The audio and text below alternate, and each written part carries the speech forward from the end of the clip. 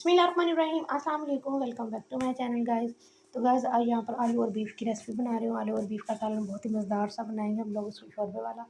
तो मैं जो है ना मेरी यही कोशिश होती है कि मैं आप लोगों के साथ वो सिंपल सिंपल सी रेसिपी शेयर करूँ जो कि आप इजीली घर में बन जाती हैं। मतलब कि इतनी ज़्यादा मुश्किल रेसिपीज़ ना हो कि आप लोग इंग्रेडिएंट करते इकट्ठे करते करते थक जाएँ और आपसे जो है ना वो परफेक्ट रेसिपी भी बन ना पाए। तो वो रेसिपी मैं बनाती हूँ जो कि घर में भी यूज़ हो जाए और फिर जो है ना वो मेरी रेसिपी भी बन जाए और आप लोगों के लिए भी। सबसे पहले जो है ना मैं आप लोगों के लिए सोचती हूँ कि आप लोगों के लिए आसानी हो। ठीक है? उसके लिए जो है ना वो सबसे पहले मैंने ले लिया बीफ 1 केजी मेरे पास बीफ है। बिल्कुल हम लोग इसको सिंपल तरीके से घर के मसालों से बनाए हैं, कुछ ज़्यादा इंग्रीडिएंट्स हमने इसके अंदर ऐड नहीं करने हैं। जो बेसिक मसाले होते हैं घर में हमने उन्हीं का यूज़ करना है यहाँ पर। सबसे पहले मैंने 2 चॉप की हुई प्याज़ इसके अंदर ऐड कर दी, 1 टेबलस्पून भर के बड़े वाला जो है ना वो लहसुन अदरक का पेस्ट ऐड कर दिया है, 1 tablespoon red chilli powder, 1 tablespoon इसमें हल्दी पाउडर जाएगा और 1 टेबलस्पून ही हमने इसके अंदर नमक का ऐड कर देना है। तमाम जो मसाले हैं वो हम इसी स्टेज पे ऐड कर देंगे और इसके अंदर जो है ना वो फिर हमने साथ में डालना है ये होता है जो सूखा धनिया। सूखा धनिया इस तरह से हमने थोड़ा-सा इसके जो है ना वो दाने इसके अंदर ऐड कर देने हैं। अगर आप हाथों से मसल के कर दें तो ज़्यादा बेटर है।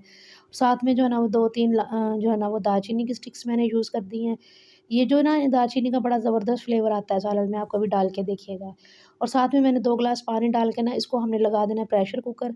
इसको हमने पकने के लिए छोड़ देना है तकरीबन जो है वो आधे घंटे के लिए। व्हिसल इसकी हमें ऊपर लगा देनी है ताकि हमारा जो बीफ है अच्छे तरीके से गल जाए। तो गाइस आधे घंटे बाद आपको दिखाती हूँ।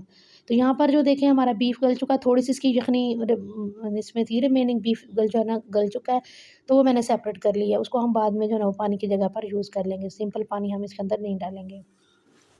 तो टमाटर डाले हैं यहाँ पर मैंने स्टेज पे क्योंकि टमाटर अगर हम फर्स्ट में साथ मीट के डाल दें ना, चाहे वो हो बीफ हो या मटन जो भी हो, तो वो फिर सालन जो है ना वो बीफ या मटन जो आपका है वो गलता नहीं है जल्दी, वो ना सख्त सा हो जाता है टमाटर खट्टा होता है ना इस वजह से। तो इस स्टेज पे मैंने टमाटर डाला है, साथ में मैंने जो है ना इसके अंदर ऑयल ऐड किया है और साथ में मैंने एक बारीक जो है ना वो कट करके आलू का ऐड कर दिया है। बच्चे जो है वो शौक से आलू खा लेते हैं इसलिए जो है ना वो मैं थोड़े बहुत जो है ना अपनी रेसिपीज़ में आलू का यूज़ कर लेती हूँ। अगर आप आलू नहीं डालना चाहते तो आप इसको एज़ इट इज़ भी बना सकते हैं। ठीक है, इसको हमने भूनना है बहुत अच्छे तरीके से, जैसे ही ये भुन जाएगा जो रिमेनिंग यखनी हमारे पास पड़ी हुई है ना वो मैं इसके अंदर ऐड कर दूँगी। तो ये देखें यहाँ पे हमारा बीफ कितने तरीके से भुन चुका है, ऑयल सेपरेट हो चुका है। ये इसकी रिमेनिंग यखनी थी जो मैंने सेपरेट कर ली थी क्योंकि जो है ना वो ज़्यादा था पानी, अगर मैं इसको और बॉयल देती तो ज़्यादा इसने गल जाना था गोश्त ने और ये फिर बिल्कुल भी अच्छा नहीं लगना था ज़्यादा गला हुआ। तो बस ये हमारा डन है, इसको हमने 5 मिनट सिर्फ़ और सिर्फ़ 5 मिनट इसको कवर करना है और 5 मिनट के बाद जो है ना वो हमने इसको फ्लेम इसकी बंद कर देनी है। तो ये देखिए 5 मिनट के बाद मैंने देखा सालन अल्हम्दुलिल्लाह हमारा सालन जो है ना वो रेडी हो चुका और आलू भी जो है ना वो गल चुके हैं। स्टेज पर आप इसमें अगर और मसाला ऐड करना चाहते हैं, गरम मसाला पिसा हुआ डाल दें, लेकिन मैंने ऑलरेडी इसके अंदर बहुत से मसाले डाले हैं इसलिए मैंने नहीं डाला।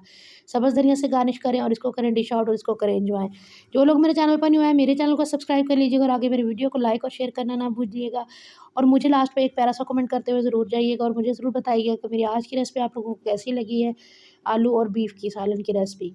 अल्लाह हाफ़िज़।